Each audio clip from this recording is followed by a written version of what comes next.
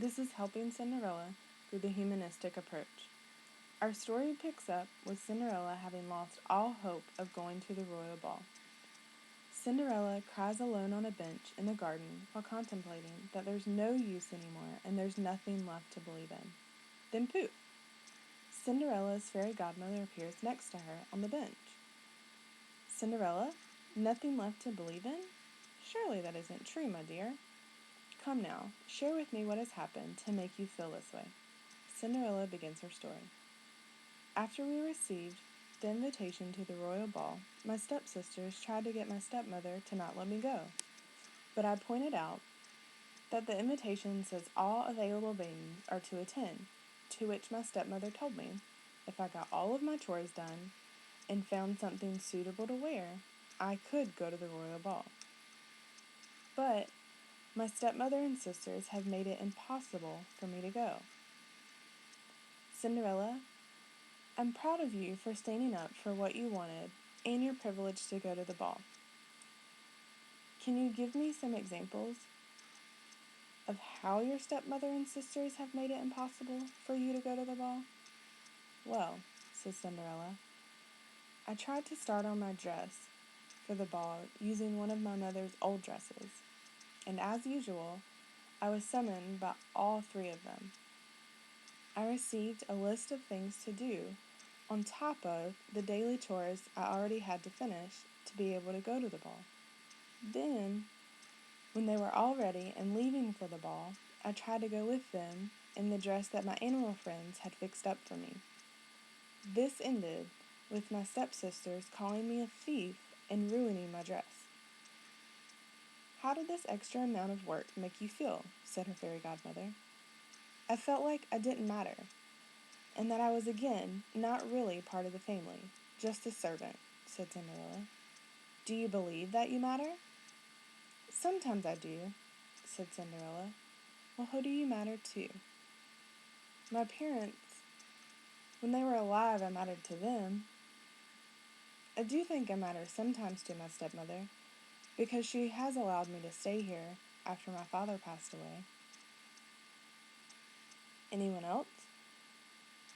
I guess I matter to the animals that I take care of. I agree, said her fairy godmother. If it wasn't for you, who would take care of them? And don't forget me, Cinderella, says her fairy godmother.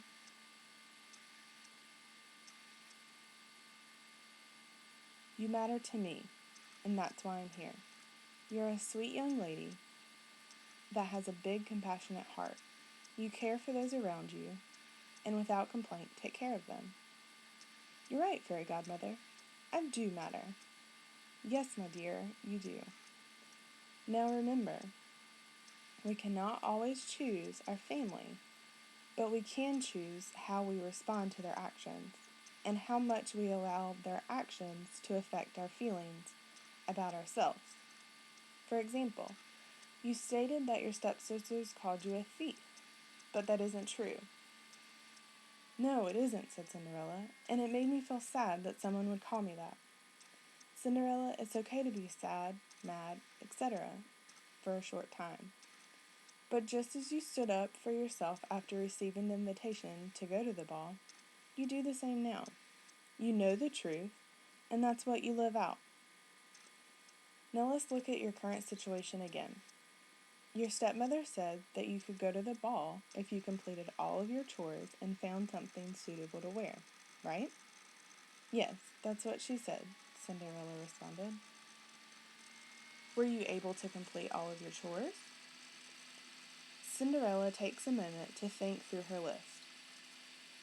I completed all but one, she responds. Do you believe that you can get this one done in time to make it for some of the ball? Says her fairy godmother. Yes, I do, but even then I still don't have anything to wear because my stepsisters ruined my dress.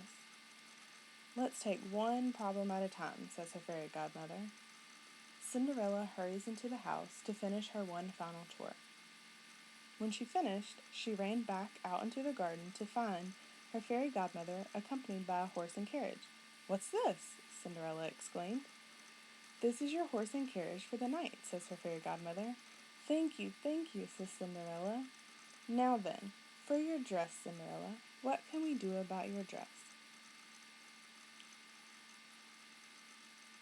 Cinderella remembered some fabric she found with her mother's old dress.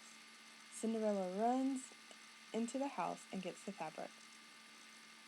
With a little fairy godmother magic and Cinderella's belief in herself, they had a gorgeous dress made with a flick of a wand. This dress was more beautiful than the first one. "Okay, my dear," says her fairy godmother, "is there anything else that's troubling you?" "Well, I'm nervous about my stepmother's response to me showing up at the ball." "It's okay to feel that way, but you did as she asked. You completed all of your chores and found something suitable to wear. So, you can stand confident in that truth." Cinderella, with her newfound hope in herself and dream to attend the ball, climbs into the carriage and heads to the royal ball, where she meets the prince, falls in love, and lives happily ever after.